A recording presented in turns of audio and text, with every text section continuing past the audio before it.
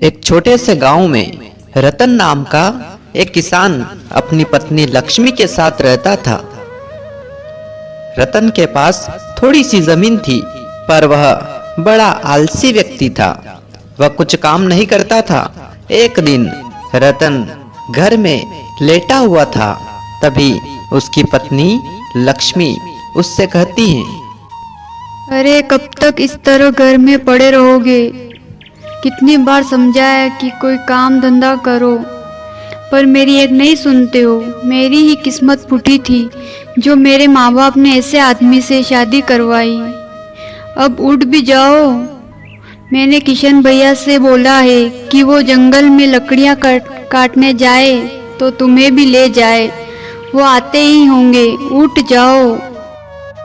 लक्ष्मी अपने पति रतन को बहुत खरी खोटी सुनाती है, पर रतन के ऊपर उसका कोई असर नहीं पड़ता। थोड़ी देर में गांव का एक लकड़हारा किशन रतन के घर आता है और रतन से कहता है, अरे भाई रतन, अब तक सो रहे हो? अरे हम किसानों को सुबह 4 बजे ही उठ जाना चाहिए, नहीं तो घर में लक्ष्मी नहीं आती है। भाई उठ जाओ, अब तो उठ जाओ।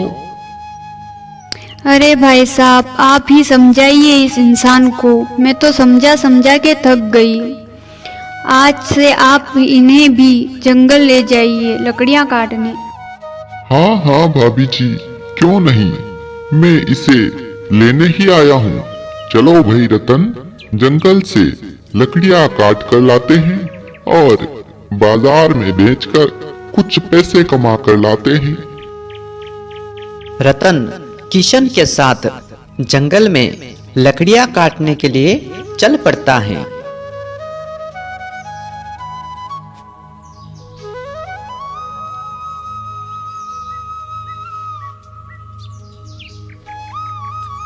जंगल में जाकर रतन एक पेड़ के नीचे बैठ जाता है। तभी किशन कहता है, ओ भाई रतन, हम यहाँ पिकनिक मनाने नहीं आए हैं, लकड़ियाँ काटने आए हैं। अब उठ जाओ और शुरू हो जाओ। जल्दी जल्दी लकड़ियाँ काट लो, फिर हमें बाजार में भी तो बेचना है। किशन भाई, मुझे तो काम करने का मन ही नहीं करता। मैं लकड़ियाँ कैसे काटूं? मुझे तो नींद आ रही है। अरे यार, तू कैसा आदमी है? घर में खाने को कुछ है नहीं और तुम्हें नींद आ रही है? भाभी जी ठीक कहती हैं, तू एक नंबर का आलसी बन गया है। किशन इतना बोल ही रहा था, तभी उस जंगल में एक पंडित जी आते हुए दिखाई दिए। पंडित जी रतन और किशन के पास रुक जाते हैं। पंडित जी को देखकर किशन पंडित जी से पूछने लगता है, आप कौन है पंडित जी, और आप इस जंगल में क्या कर रहे हैं? मेरा नाम गोपाल पंडित है। मैं पास के राज्य से आया हूँ। महाराज ने मुझे एक बुद्धिमान व्यक्ति को ढूंढने भेजा है, पर अभी तक मुझे कोई बुद्धिमान व्यक्ति नहीं मिला। पंडित जी की बात सुनकर रतन तुरंत बोल पड़ता है, सुनो पंडित जी, आपकी खोज पूरी हुई। इस राज्य का सबसे बुद्धिमान व्यक्ति मैं ही हूँ। आप मुझे अपने राजा के पास ले चलिए। मुझे तो तुम साधारण आदमी दिखाई देते हो। मैं कैसे मान लूं कि तुम एक बुद्धिमान व्यक्ति हो? सुनो, हमारे राजा वीरभद्र ने एक प्रश्न दिया है। अगर तुम उस प्रश्न का उत्तर दे दो तो मैं मान लूंगा कि तुम बुद्धिमान व्यक्ति हो। हाँ हाँ, क्यों नहीं, पूछिए। जो भी प्रश्न पूछना है वो पूछिए। मैं आपके प्रश्न का उत्तर जरूर दूंगा। ठीक है, प्रश्न सुनो। सोचो कि तुम एक नदी में नाव में बैठकर नदी को पार कर रहे हो, दूसरे पार जा रहे हो और तुम्हें तैरना नहीं आता है और नदी में बाढ़ आ जाती है, नाव डूबने लग जाती हैं। अब बताओ कि तुम कैसे बचोगे? अरे पंडित जी, ये तो बड़ा आसान है। मैं सोचना बंद कर दूं तो अपने आप ही बच जाऊंगा, क्योंकि आपका प्रश्न ही सोचने के ऊपर है। इसलिए मैं सोचना बंद कर दूंगा तो अपने आप ही बच जाऊंगा। बहुत अच्छे, तुमने सवाल समझा भी और उसका उत्तर भी सटीक दिया है। अब मुझे कोई संदेह नहीं है कि तुम एक बुद्धिमान व्यक्ति नहीं हो।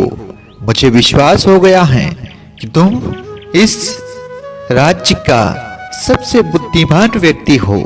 चलो तुम मेरे साथ राजा के पास चलो। पंडित जी रतन को साथ लेकर निकल जाते हैं। इधर किशन अपने गांव के लिए निकल पड़ता है और मन में विचार करता है कि रतन के घर उसकी पत्नी उसका इंतजार करेगी, तो मैं उसको सारी बात बता देता हूँ। ऐसा सोचकर किशन रतन के घर जाता है और रतन की पत्नी लक्ष्मी को सब कुछ बता देता है। उधर पंडित जी रतन को राजा वीरभद्र के पास ले जाते हैं। राजा वीरभद्र अपनी सभा में बैठे हुए थे। पंडित जी को आता देखकर राजा बड़े प्रसन्न हुए और पंडित जी से कहते हैं, आइए आचार्य आइए, मैं बड़ी बेसब्री से आपका इंतजार कर रहा था। बताइए आपका सफर कैसा रहा और आपको कोई महा बुद्धिशाली व्यक्ति मिला कि नहीं? जी महाराज, मेरा सफर बिल्कुल अच्छा रहा और आपके कहे अनुसार मैं एक महाबुद्धिशाली व्यक्ति को भी लेकर आया हूँ। महाराज, इनका नाम रतन है। कपड़ों से ये एक साधारण इंसान लगते हैं, पर महाराज रतन बुद्धि में बहुत तेज हैं। रतन, आपका हमारे दरबार में स्वागत है। हम आपकी बुद्धिमानी देखना चाहते हैं। क्या आप तैयार हैं? जी महाराज, मैं तैयार हूँ। आपको जो भी इच्छा हो आप बताइए, मैं पूरी करने की कोशिश करूँगा। ठीक है रतन, तो सुनो, मेरे पास एक ऐसा सवाल है जो मैंने कई लोगों से पूछा है, पर मुझे कोई उत्तर नहीं मिला। वही सवाल मैं तुमसे पूछता हूँ। सवाल यह है कि इस दुनिया में ऐसा क्या है जो मैं खरीद नहीं सकता, जिस पर मेरा बस ना हो? बताओ, ऐसी क्या चीज है? राजा वीरभद्र का सवाल सुनकर सब सोचने लगे कि इस प्रश्न का उत्तर बड़े बड़े बुद्धिमान लोग भी नहीं दे पाए, तो ये साधारण सा व्यक्ति क्या देगा। इतने में ही रतन बोल पड़ा, महाराज, आपके प्रश्न का उत्तर है समय। समय को आप तो क्या कोई भी नहीं खरीद सकता और उस समय पर किसी का भी बस नहीं हो सकता, क्योंकि समय अपने आप में चलता है, वो किसी के बस में नहीं होता है। इसलिए महाराज, आपके प्रश्न का उत्तर है समय। अद्भुत, वाह रतन वाह, क्या उत्तर दिया है तुमने। हम बहुत ही प्रसन्न हुए तुम्हारे उत्तर से। हमें तुम्हारे जैसा ही बुद्धिमान व्यक्ति की खोज थी और आज वो खोज पूरी हो गई है। हम तुम्हें इनाम देना चाहते हैं। सिपाही। राजा ने सिपाही को इशारा किया। तभी सिपाही एक सोने के सिक्कों की पोटली लाकर रतन को दे देता है। तभी रतन भी बहुत खुश हो गया और फिर राजा वीरभद्र कहता है, रतन, आज से 7 दिन बाद पड़ोसी राज्य का बहुत ही बुद्धिमान मंत्री धनंजय हमारे यहाँ आ रहे हैं। तुम्हारा और धनंजय का बुद्धिमानी का मुकाबला होगा। धनंजय को अपनी बुद्धिमानी पर बड़ा घमंड है, तुम्हें उसे हराना होगा। जी महाराज, जैसा आप कहे मैं पूरी कोशिश करूंगा। पर महाराज, मेरी एक प्रार्थना है। मैं अपने घर जाना चाहता हूँ, क्योंकि मेरी पत्नी को पता नहीं कि मैं कहाँ पर हूँ। इसलिए अपने घर जाकर मैं 7 दिन से पहले ही आपके दरबार में हाजिर हो जाऊंगा, अगर आपकी आज्ञा हो तो। ठीक है रतन, तुम जा सकते हो, पर याद रहे धनंजय बहुत ही बुद्धिमान व्यक्ति हैं। तुम भी अच्छे से तैयारी कर लेना, हमारी नाक नहीं कटनी चाहिए। अब तुम जाओ और जल्द ही हमारे दरबार में लौट आओ। राजा से आज्ञा लेकर रतन अपने घर के लिए निकल पड़ता है और मन ही मन बड़ा प्रसन्न था, क्योंकि राजा ने इतनी सारी मोहरें इनाम में दी। रतन चलते चलते अपने घर पहुंच जाता है। अरे कहाँ चले गए थे आप? आपको तो जंगल में लकड़ियाँ काटने भेजा था ना। हाँ हाँ भाग्यवान, पर मैं बहुत सारा धन लेकर आया हूँ, यह देखो। अरे इतना सारा धन? सच सच बताओ, कहाँ से लाए हो इतना धन? तुमने चोरी तो नहीं की? तुम भी ना लक्ष्मी, कैसी बात करती हो? भला मैं चोरी क्यों करूँगा? अरे मैं पास के राज्य में गया था और रतन अपनी पत्नी को सारी बात बता देता है। लक्ष्मी अपने पति की बुद्धिमानी देखकर बहुत प्रसन्न हुई। इधर महल में राजा वीरभद्र अपने मंत्री सुधवीर से कहते हैं, मंत्री सुधवीर, सारे राज्य में ऐलान करवा दिया जाए कि आज से 6 दिन बाद हमारे राज्य में एक महामुकाबला होने वाला है, जिसमें हमारी ओर से रतन होगा और हमारे पड़ोसी राज्य से मंत्री धनंजय होगा। दोनों के बीच बुद्धिमानी का महामुकाबला हो रहा है। जो भी यह मुकाबला देखना चाहे वो आ सकता है। महाराज, मैंने पहले ही घोषणा करवा दी है, आप निश्चिंत हो जाइए। सारी तैयारी मेरी ही देखरेख में होगी, इसलिए आप चिंता मत करिए महाराज। ऐसे ही कुछ दिन निकल जाते हैं। रतन अपनी पत्नी के साथ घूम फिर कर अपने घर आ रहा था।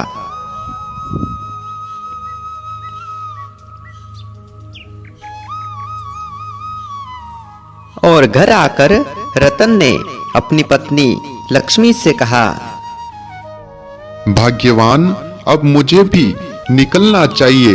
मुझे राज दरबार में समय से पहले ही पहुंचना होगा।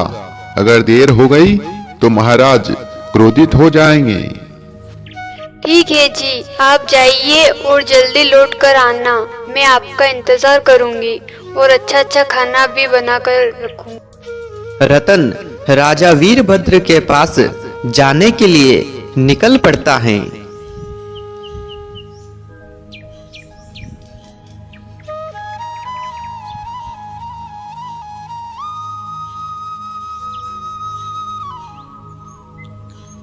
राजा वीरभद्र ने महल के बाहर ही बुद्धिमानी का मुकाबला रखा था। मंत्री धनंजय भी वहीं खड़ा था। रतन भी वहीं उनके पास जाकर के खड़ा हो जाता है।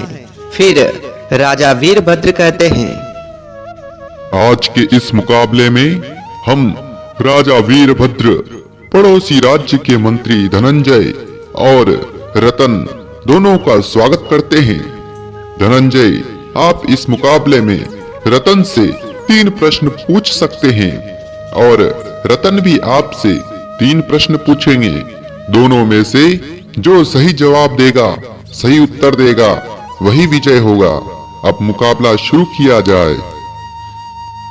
रतन जी, सबसे पहले मैं आपसे प्रश्न पूछना चाहता हूँ।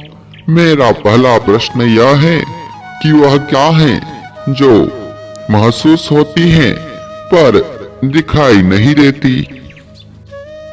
हवा महसूस होती है पर दिखाई नहीं देती है। क्यों मंत्री धनंजय जी, क्या हमारा उत्तर सही है?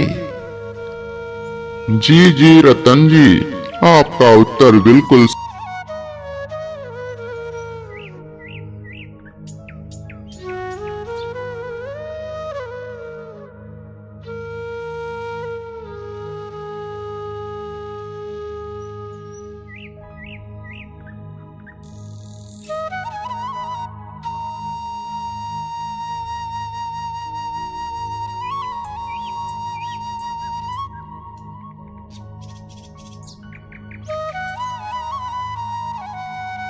वह राजा तो सिर्फ एक ही है मंत्री जी, वह है ग्रहों के राजा सूर्य देव, जो कभी नहीं सोते हैं, निरंतर चलते ही रहते हैं।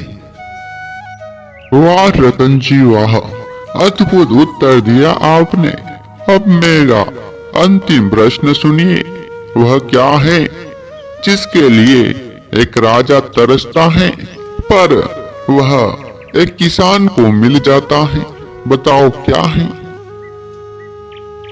मन की शांति, जिसके लिए राजा तरसता है पर वह एक आम किसान को मिल जाती है। रतन के सारे उत्तर सुनकर राजा वीरभद्र और सभी सभासद बड़े प्रसन्न हो गए। फिर रतन कहता है, मेरा सिर्फ एक प्रश्न है आपसे धनंजय जी कि वह क्या है जिसके आने की उम्मीद सबको रहती है पर वह कभी आता नहीं? रतन ने ऐसा प्रश्न किया जिसको सुनकर धनंजय चौंक जाता है और फिर धनंजय राजा वीरभद्र से कहता है, हे राजन, मैं अपनी हार स्वीकार करता हूँ और आपसे क्षमा चाहता हूँ, क्योंकि मैंने आपको कई बार अपनी बुद्धिमानी के अहंकार में आकर आपको अपमानित किया, पर आज मुझे पता चल गया कि मेरी बुद्धिमानी रतन जी के आगे कुछ नहीं है, इसीलिए मुझे क्षमा कर देना।